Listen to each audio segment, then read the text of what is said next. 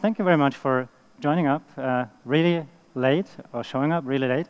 I'm the last talk, and the title of my talk is What's Next for the Web? Or an alternative title could be Exploring About Flags. My name is Thomas Steiner. I work as a mobile solutions consultant based out of the Google Hamburg office. I'm Tomayak on the internet.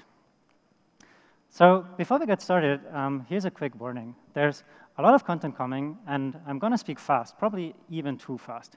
So hold on to your seats and watch out for all the links. So on all slides, there's links. So take a photo, write down the links, whatever, so you can catch up afterward if you find something that is interesting. With that, let's get started on the first topic, which is progressive web apps, PWAs. And something that is really and truly immersive are obviously full-screen PWAs, because your PWA deserves a lot of screen real estate. So some of you may remember an app called paperplanes.world. It should still be up, so if you want to join on your phones, you can try that. It's a full-screen PWA. And the cool thing about it is if you pay close attention, there's something missing, which is the top bar with the Wi-Fi signal, with the clock, and so on. It's a true game, so you get a true, fully immersive, full-screen experience. How do you get that? In your web app manifest, you can now set the display property to full screen, and your app will be rendered in a full-screen view. This is not always useful, but if you write a game, if you create a game, it's definitely something that you can try out. Something else in the area of progressive web apps is they have become real applications on people's phones. With a new improved add-to-home screen flow, users will now be able to add your application directly to their home screens and find it in the app drawer. So when they search for the app, it will just show up between all the other native applications. And if you update the web app manifest, you can now also change the icon and change the name, and it will just be reflected directly on people's phones. And with the improved flow, based on the manifest scope, an Android intent filter is being created. And this filter defines when the app should be opened. So when you see this little animation here, I'm receiving a chat message, I'm clicking on the chat message, and then the application opens. The WebShare API is sharing, caring? Definitely. Sharing is caring. So we should make sharing easy. In 2017, if you look at publisher sites, they commonly look like this. So you have a lot of screen real estate wasted for all the sharing buttons. And obviously, if you want to share it, always the one social network that you would actually want to share this article is missing. So that's a problem, really. And also, if you've seen before, sometimes if you have full-screen PWAs, there's not even a URL bar where you could just quickly copy the URL from. So what can we do about that? The answer is the WebShare API. The WebShare API opens the native sharing dialog directly in the Android phone. And it has a very simple API that is promise-based. You call navigator.share, then you give it a title, a text, and a URL. And then people can just share it. So you can see here, the native share dialog opens. You can select whatever networks you want to have there. It's all customizable by the user, and it will always be the same for all web pages. It's not dependent on the website. It's dependent on you as a user. Next topic is web push notifications. And luckily, now finally on macOS, not iOS, macOS, they're no longer an alien. Before, they were kind of artificially graded and had this not really native-looking feel. And now, finally, they're just integrated directly in the control and notification center, which also means they respect the do not disturb settings. So something that we really found was a pain. People set up do not disturb and then receiving all these notifications. Now they just respect the operating system's do not disturb settings. Navigation preload. This is one of the more interesting and more complex things, actually. This is about waiting for the service worker to boot. What does this mean? So if you have a PWA, it at some point needs to boot and start the service worker. And it turns out this can take some time. And actually, if you are a big site with a lot of users and a lot of views, and if you are a site that is active on many tabs, like, for example, Facebook, where you have facebook.com, obviously, but then also a ton of articles with like buttons that also tend to connect to the service worker. This is something that can really harm performance. So with the service worker navigation preload origin trial, we are trying to find an answer to that. And essentially, the idea is to parallelize a before serial task. So instead of having the service worker boot and only then intercepting navigation requests, the core idea here is to already start listening for requests while the service worker is still booting and loading. So speaking of code, how could this look like? In the service worker, during the activate event, you await until the navigation preload is enabled. So you essentially start the preloading already. And then in the fetch event, when you go through your is the response somewhere available, you can check if you maybe have a preloaded response already. So as I said, it's kind of complex really, but there's links on the slide so you can follow up after the talk. Very exciting feature. Something that is always a pain is signing into pages and signing up for pages. And we have a solution for that, which is called the one-tap signup API. So what problem does this API solve? Essentially, before, you always had this like, do I use federated login? Do I use the Google button? Do I use the Facebook button? If I use that, will it actually post that I'm using this app on Facebook, or is it, so you never quite know. Or if you use username and password, it's like, mistyped, go back, correct. Of course, you have forgotten the password, and you have to click or link the forgot password link. So this can be really painful. With a one-tap signup API, this is gone away. And the best thing is, this works on all browsers. This works on iOS, this works on desktop, Firefox, this works everywhere, essentially. So it's a new API that allows you to create accounts on the mobile web with one tap using a Google address, and it's based on a standard called OpenYOLO. You only log in once, OpenYOLO. It also supports the automatic return user sign-in. So if you have been on the page before and you come back, you will automatically be signed in. If you're a marketer, that's something that is very valuable, because like this, you can stitch sessions together. If people are on mobile and on desktop and they use different devices, but the same login, you can then finally stitch the sessions together. So very, very useful information here. It's launched live. You can see the URL down here. On the code side, how does it work? Well, first, you need to do some setup. So there's a const with the options. We set the supported auth methods and the supported ID token providers. You can see the values here. Then you need to set up a handle result function that will, deal with the result when you get it back. And essentially, there's two cases. There's the auto sign-in, and there's the auto sign-up. Let's start with the auto sign-in. So if you have the user and the user is coming back, you can use the Google YOLO.retrieve function with the options that you have configured a little bit further up, and then you handle the result. So essentially, you very easily can sign in people who have been on your page before. If you need to sign up users, so if they are on the page for the first time, you have the Google YOLO.hint function. Again, it takes the options object from before, and will then be able to handle the result as well. So the result is, of course, is the user a valid user or not? PWA always has this problem of, if you have an application and you want to store content offline, is there enough memory left? So is there enough storage left? This can be finally answered because now we have the storage estimation API.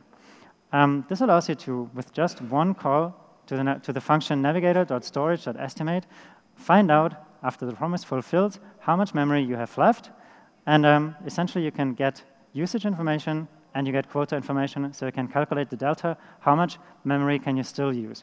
This can be useful if you want to decide, should I really offline store whatever big asset, yes or no, so you can dynamically decide now if you want to do that. Next big topic area is media-related APIs. The first one is the image capture API, because it allows you to zoom in on what really matters.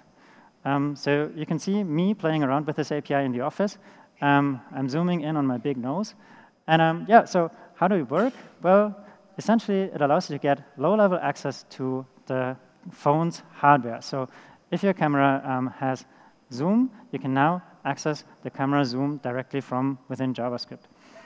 Let's have a look at how this works. So the code here is connected to this simple animation that you can see. So first, from a media stream, we get the video track. And from this video track, we get the capabilities. So what is this video track capable of doing? And once we have the track, we can get its settings. Then we have the settings. And then we get a reference to the query selector here, to the input with the query selector. And then we come to kind of initialize the input. So we need to know how far and how minimal is the zooming level. So we look at the capabilities, at the zoom, the min and the max, and set the min and the max of the input accordingly.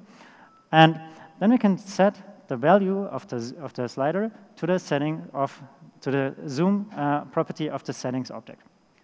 And then essentially all we do is when the slider is being moved, so when the input changes, we apply the constraints to the zoom. So really exciting. The shape detection API allows you to, in real time, detect faces, read barcodes, and even run OCR, optical character recognition, from camera input. You can see on this demo here, I'm holding my phone and I'm scanning the website of the previous GDD in Krakow. And you can see on this page there's a barcode, but there's also text, obviously, and a face. And the camera detects this live, the API detects this live, and you can see the bounding boxes that are drawn here directly on the page. Again, how does it work? Very quick, the code. You have 3 different detectors that you need to initialize: a face detector, a text detector, and a barcode detector. And because everything is promise-based, you can just use promise.all, call all the detection methods of all the different detectors, and then you get the resulting faces, texts, and barcodes back. And you can then, I don't know, draw bounding boxes or whatnot. So here you can see I'm simply logging them to the console. Very powerful API directly built into the browser. The MiniSession API, so we stay in the area of media, allows to make your media sessions a lot more meaningful. So something you encounter and when you use the MiniSession API is when you swipe down on an Android device, you can now see track information. You can see album information. You can see album artwork. And like this, you have the more meaningful way of controlling your media directly from the widget that you can see when you swipe down. So you can see, you can pause, you can fast forward, and so on. And there's a lot of information. So if we zoom in on what kind of information you can see, you have the title, you have the artist, you have the album, you have the artwork, and then you can connect to all the different action buttons that you have. So you can seek backward, previous track, seek forward, and next track. And of course, play and pause. So code-wise, how does that work? You pass a new media metadata object with all the different things filled out. So it looks a bit intimidating, but if you look, it's just very straightforward. Title, artist, album, artwork in different sizes and different resolutions. And then you can connect all the different action handlers to the particular events. So play, pause, seek backward, and so on. So you can really make a media player that is super powerful and directly integrated with the Android widget. The Media Capabilities API is a very interesting new API that allows you to determine not only if a certain device can play a given media file, but also if it can do so in a smooth way and in a power-efficient way. So this is very important recently because, you know, battery life on mobile devices is always a problem. So with this API, you can directly find out, well, is a particular file smoothly playable and power efficiently playable. And like this, you can dynamically decide, well, maybe the person is on 20% battery only, and in this case, you may want to ship a lower res version of a media file rather than shipping the super high res file. And also you can dynamically decide, is this phone even able to play this file smoothly? So have a look at the code. You have the navigated media capabilities.query method here, and you pass in an object where you essentially describe what is your media file like. So you have a file, it's a video, It's using the video WebM codec. It has height and width, frame rate, bit rate, blah, blah, blah. So you can see you simply list the properties of a video file, and then you get a result back. And in this result, you can see not only is this supported at all, which is yes or no, but you can also see is the playback going to be smooth. So if you have a device that is really low power, maybe you won't be able to play back smoothly a high-res video. And also, the most important question in some cases, is it power efficient? So will the CPU be maxed out when playing, or has the CPU some bandwidth upwards for doing other things on top? Quite exciting API. Going over to WebVR, because sometimes the real reality is not real enough. WebVR allows you to create compelling VR experiences in the browser. You can see a demo here created by Martin Split, where you can just use your device and get a really realistic VR view of how, for example, here for an interior designer, a certain piece of furniture would look like in your room or in a simulated room here. WebVR is an open standard that makes it possible to experience VR directly in the browser. So you don't need to download any plugins. You don't need any additional software. You just point people to a URL. Then they can take out their viewer, which can be Google Cardboard or whatever, and then they can see directly from their browser in their phones how something would look like. So very exciting, very amazing, and really, I think for some professions, even life-changing. If you are an interior designer, definitely have a look at this. And topic that is very dear to my heart is performance and performance-related APIs. So the first topic in there is the Network Information API. This API allows you to know how fast you can go. It actually does allow you to get meaningful real-time network information. Today, I think we all have experienced, we've been on Wi-Fi, so in theory, super fast, but in practice, well, you all know how the Wi-Fi was here. Sometimes it wasn't really the best. So with the Network Information API, we now get not only static information, like the type and the downlink back, but we also get the effective type. So today, sometimes the Wi-Fi connection would have been a Wi-Fi connection of type, but effective type would maybe have been only 2G. So this is something that is, of course, very helpful if you want to make real-time decisions, what to do with a certain file, for example, or image. I have one example where you can actually combine media queries with the Network Information API. So here, I'm using JavaScript to find out if a given device has a so-called retina display. So I'm looking at the min device pixel ratio. So I'm looking if the min device pixel ratio is 2 and if the min resolution is at least 192 dpi. So if this media query matches, I know that the device supports retina, so is a retina display. But then I dynamically take the network information into account, and only if the device supports retina and only if the navigator.connection.effective type is 4G, meaning a fast connection, only then I use retina graphics. Else, even if the media queries say that's a great device, it could support media query, could support high-res graphics, I'm not using them because the network right now doesn't permit. So that's just a quick idea what this kind of things would allow. The next thing is performance APIs, because you should care what is happening on your page and when your content loads. And here we have the navigation timing API that allows you to get general performance data. You can see here it's all available in the window.performance.timing object. And this variable, we call it perf data, then has sub properties like perf data.load event. And if you use the perf data.load event and you subtract the perf data.navigation start, you get something which is called page load time.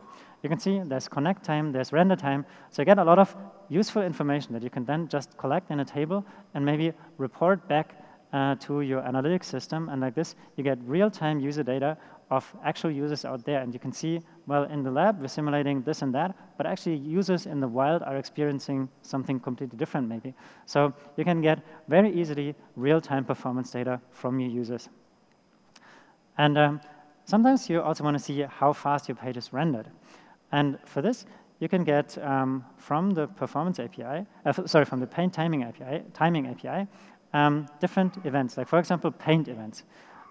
If you initialize a performance observer, you can then check for certain paint events and see when did they happen. So you can, in the server, then observe entry types of type paint, and like this, have a look at what paint event is happening on the page. You can see how I'm doing that even after the fact on this page here. I'm just looking at performance.getEntries by type paint, and then you can see what information I get. I get first paint, and I get first contentful paint. First paint is when is something at the first moment that something is being painted on the screen, which could be something as simple as the background color changes from white to whatever blue. And the first meaningful or first contentful paint is when can the user actually start reading the page, for example. So when is an image loaded, when is the text loaded, so something meaningful is on the screen so that the person can actually start consuming the page. And something else that is quite new are client hints. Like this, you can find out how capable a user's device is. Client hints are especially useful on low memory devices. So in the Chrome team, they've done Chrome telemetry. So they have essentially figured out by using crash reports what kind of things happened and what kind of things led to crash reports. And it turns out that out-of-memory crashes happen on a lot of low-end devices that have very limited RAM, so only 512 megabytes of RAM, or even or 1 gigabyte of RAM. And if you know that you have a low-powered device that has a little less RAM than, I don't know, mid-tier devices or high-tier devices, then you can decide dynamically to serve only a light version of your page. So servers can advertise support for client hints by using the accept-ch for client hints header, and I can list all the different the different client hints that they support, like for example, device memory. And on the client then, the client can then report back to the server and say, my device memory is 0.5, for example, so 0.5 gigabytes. And like this, dynamically, you can decide on the server, well, it's a light device, maybe I should be only serving a light version of my page. You can also access this information from JavaScript. So you have here navigator.deviceMemory, which prints 0.5. And you can also get an information about the number of cores that the CPU of the device has, navigator.hardware concurrency. And you can see I'm having here a low-powered device with only 0.5 gigabytes and only 2 cores instead of maybe 4 or 8. New JavaScript features, because in the end, everything we do is powered by JavaScript. Something that is really amazing is dynamic module imports. They allow you to really, truly lazy load JavaScript code. So here, for example, in the code, you have a button, and it has an event listener that on click dynamically loads the code for this dialog box that the button triggers. So once the import is finished, we can then open the dialog box, for example. Or we can catch an error in case of something goes wrong. So import allows you for dynamically importing and loading JavaScript. Very exciting. We have asynchronous generator functions, because we all know dealing with asynchronous data can be really painful. And they can be used, for example, in for-off loops. And you can also create custom asynchronous iterators through asynchronous iterator factories. So you can see one example here. We have a generator function, so you can see the little star. You have a response that is awaited from a promise, so from the fetch. And then we have B, which is the body of the response. And we have this asynchronous for await const chunk of, and then a magic function that just gives us a chunk back of the file, and we can then yield the chunk's length dynamically. So really exciting new functionality that this provides. And then finally, well, no pun intended, we have the finally method in promises. Because oftentimes you need to do something in a promise, nevertheless, if the promise has fulfilled or if the promise has been rejected. So you can see here I'm fetching a display in my function here. I'm showing a loading spinner. Then I'm trying to fetch a URL. Then I get the response. Then I get the response as text. And I catch in case of something happens. And then finally, So in all cases, no matter what happened, if the then case happened or the catch case happened, I'm getting the text, which can be the error message or the actual response text, and then I'm just displaying it, and I'm hiding my loading spinner. So pretty elegant way of dealing with code without repeating yourself. And then over to hardware-related APIs. So a lot of new hardware-related APIs are available. For example, the Bluetooth API, Web Bluetooth API, that allows you to communicate with nearby Bluetooth devices. What you can see here is a demo from a colleague of mine, François Beaufort, who is using his phone to control Bluetooth candles. So just from a website, and he's sending messages over to the Bluetooth candles. Like this, the Web Bluetooth API allows you to discover and communicate with devices that are nearby. It's using the Bluetooth 4 wireless standard via the generic attribute profile GET. This is already implemented in a number of browsers, and you can definitely play around with it on Chrome, Android, Linux, macOS, and Chrome OS. Relatively similar, WebUSB, where you expose USB devices and make them accessible from the web. In this demo by Kenneth Rode Christiansen, you can see how he is playing with WebUSB and sending a message to a dot matrix display from a website. So he's typing in on the website some message, WebUSB rocks. He's sending it to the device via WebUSB, and then it's being displayed on the dot matrix display. This allows you to, well, deal with specifically designed for web USB devices. And obviously, this is a very powerful API, so it has to be HTTPS only. And again, it's implemented in a number of browsers: Chrome, Android, Linux, macOS, and in Chrome OS as well. But definitely, this is not the end. This is just the beginning. So if you want to stay up to date, definitely subscribe to developers.google.com/web/updates.